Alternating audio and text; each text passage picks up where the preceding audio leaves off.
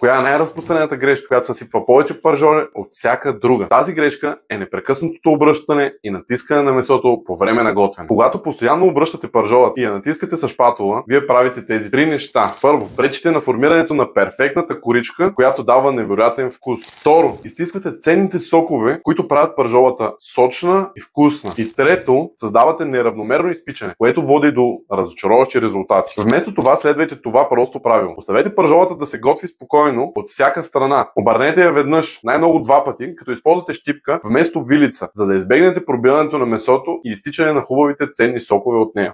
Разликата е перфектна коричка и сочна пържола. Запомнете, търпението е ключът към перфектната пържола. В моята книга на parjoli.eu ще намерите много повече съвети, техники за избягване на често срещани грешки. Споделете с мен долу в коментарите дали сте правили тази грешка и какъв беше резултат. А ако искаш да научаваш други ценни съвети, рецепти за готвене или подобни видеа, може да ме последваш.